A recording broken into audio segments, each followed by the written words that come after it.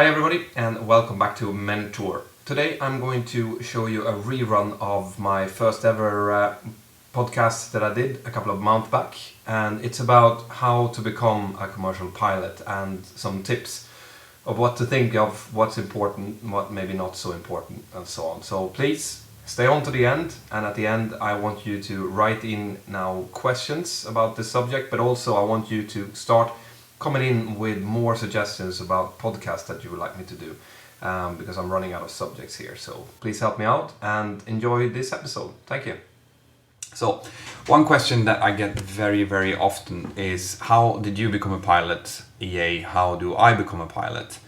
And I've decided to tackle that in this one, since this is my first ever.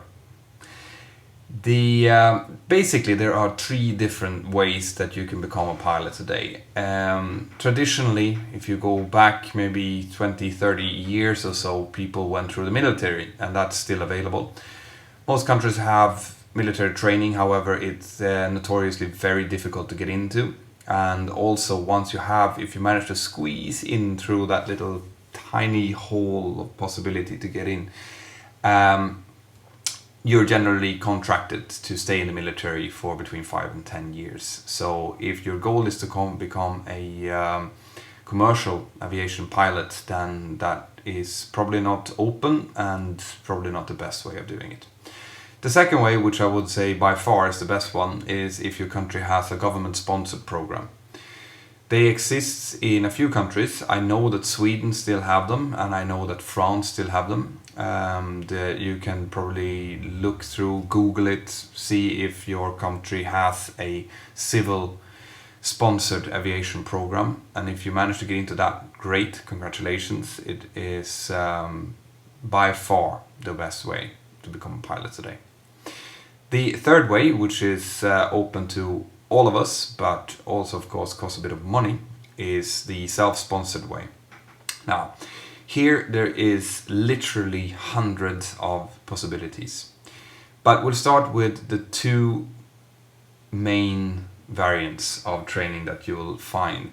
You have ab initio training, which is a training made kind of like a program that's already set by the aviation schools.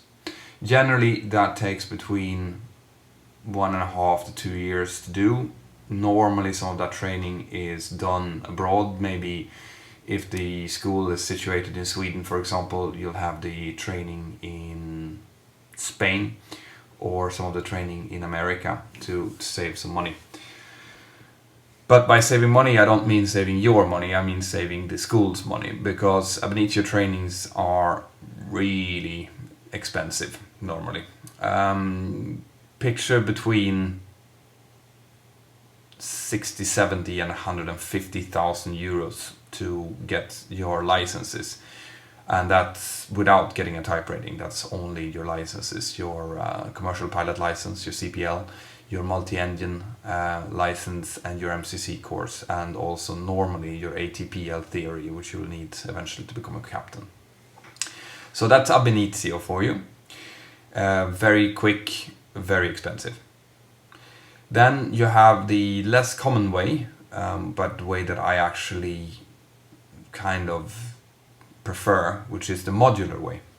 Now, the modular way, then you can do things in steps, which means you can start with your private pilot license, your PPL, and if you find that this is actually something for you, then you go past that and you start with your CPL, and then you build on with multi-engine MCC course, and while you're doing that, you're reading your ATPL theory and writing the exams. Now, that will take you more time. It will cost you significantly less money. But also you have the benefit of being able to work while you are training, which is a huge advantage, and I'll come to that later on. I have actually been part of a study group that have been looking into about 500 cadets that have gone through both modular and ab initio, and we haven't been able to find any difference in quality in the students per se. Now, of course, there will be difference in quality between the schools, so your own research is going to be crucial before you start paying any kind of money.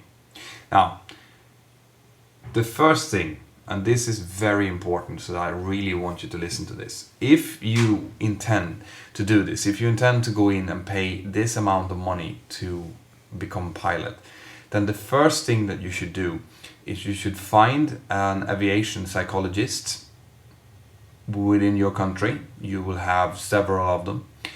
They will all be able to give you a suitability test. That normally takes 1 day or so, and they will give you a number of different tests. And at the end of it, they will come up to you and they will say, yes, we think that you're suitable to do this job, or we think that you might be suitable to do this job, or no, you are not suitable to do this job. Now, the importance, and I can't stress this enough, the importance of this is crucial. Because if they come up to you and they say that you are not suitable to become a pilot, then stop right there. Even though it might sound harsh, even though it might be the worst day of your life, I can guarantee you that it's better than having the exact same thing being said to you by an airline after you've paid 150,000 euros of your own cash. So, first get that suitability test done. Always do that.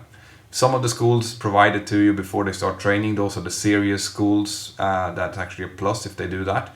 If they don't, you should do it yourself before you start training. Then, step 2, decide if you want to go modular or if you want to go ab initio. Most people want to go ab initio because it's quicker and because everyone wants to become a pilot fast. And I can understand that. If you are a little bit older, for example, it's probably a good idea because the years just keep rolling by otherwise. If you're young, modular is better. And the reason I'm saying this is because what's secondly most important, well actually thirdly most important, secondly most important is the quality of the school, but thirdly most important is for you to keep your debts at an absolute minimum.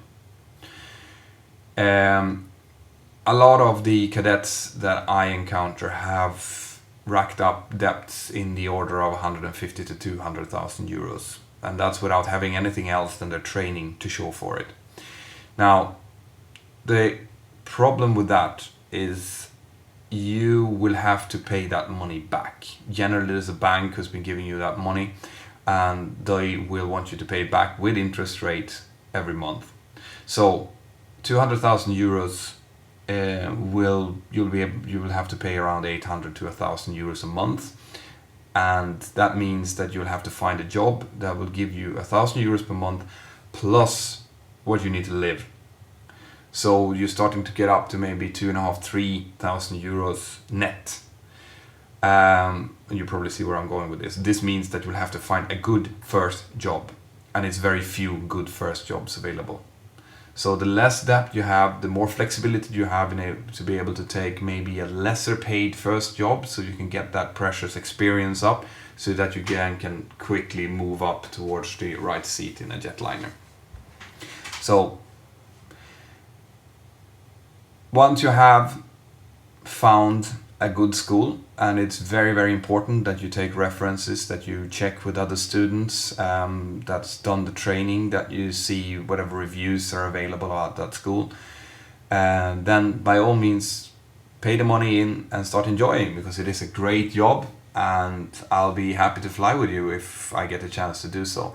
But make sure that you follow this. Make sure that you get your suitability test done and that you try to keep your debts at an absolute minimum. Those are the best tips I can give you. Now, please, questions, just give them to me.